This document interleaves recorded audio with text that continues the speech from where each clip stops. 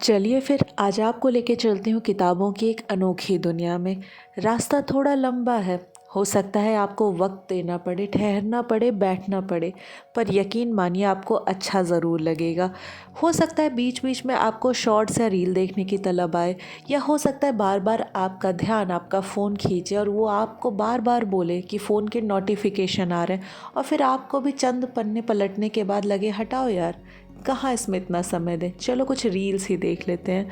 आखिर एंटरटेनमेंट वहाँ भी तो होता है। कहीं मुस्कुराते प्रेमचंद मिलेंगे, तो कहीं सवाल पूछती इस्मत चुगताई, तो कहीं ऐसे नायाब नामों वाली किताबें की हंसी आ जाए। देर इज़ अ सेइंग कि अगर आप किसी बुक लवर की बुक लेते हैं और उसको वापस करना भूल जाते हैं तो आप उसके दोस्त हैं, आप उसके दुश्मन हैं। तो आप अपनी किताबें आज ही, जिनकी किताबें आपने ली हैं, उन्हें तुरंत वापस करके आइए। समझ लीजिए ये बुक्स नहीं होती हैं, एक बुक लवर जो होता है वो धीरे धीरे इन जेम्स को कलेक्ट करता है, और जब एक भी जेम आप ले लेते हैं तो समझ लीजिए किसी माले के एक मोती को आपने तोड़ दिया है। तो किसी के मोतियों को जोड़ के रखिए, तोड़िए नहीं प्लीज़। तो बुक लवर्स के अगर आप दोस्त हैं तो उनकी किताबें टाइम से लीजिए और पढ़ के बिना डैमेज किए तुरंत वापस कर दीजिए।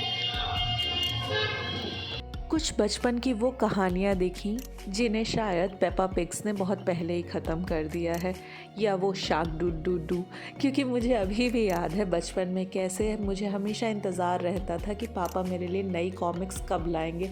मेरी फेवरेट चंपक हुआ करती थी। हाँ, मैं स्पाइडरमैन वाली फ़ैन नहीं हूँ, मैं चंपक और पंचतंत्र पढ़ा करती थी। वहीं पे एक तरफ कुछ थिएटर आर्टिस्ट थे जो मुंशी प्रेमचंद्र की उस कहानी का नाट्य रूपांतरण कर रहे थे, जिस कहानी को पढ़ने के बाद मैं रोने लगी थी। वो चंद किताबें या वो कहानियाँ जिन्हें पढ़कर मैं रोई थी, उसमें सबसे पहली थी मुंशी प्रेमचंद्र की कफ़न। जब मैंने उसे पढ़ा था तो मैं बहुत देर तक सोचती रह गई थी, क्या गरीबी ऐसी भी हो सकती है, क्या लाचारी ऐसी भी हो सकती है। और उस दिन मुझे लगा था कि जो मुझे मिला है वो कितना काफ़ी है, या शायद जो ज़िंदगी मैं जी रही हूँ वो भी बहुत सारे लोगों की ड्रीम है। और उसके बाद मेरी शॉपिंग कंप्लीट हो गई थी, मैंने कई किताबें ली और उसमें से एक मेरी सबसे फेवरेट थी जो मैं बहुत दिन से खोज रही थी, गीतांजलि श्री की रेत समाधि। अब बताइए, हिंदी लिटरेचर में पहली बार बुकर प्राइज़ मिला और उस किताब को मैं ना पढूं, हो ही नहीं सकता। मैं बहुत दिन से खोज रही थी।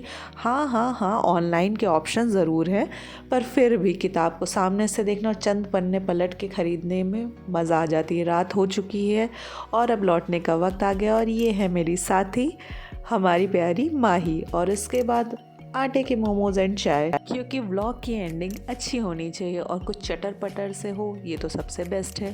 Bye bye.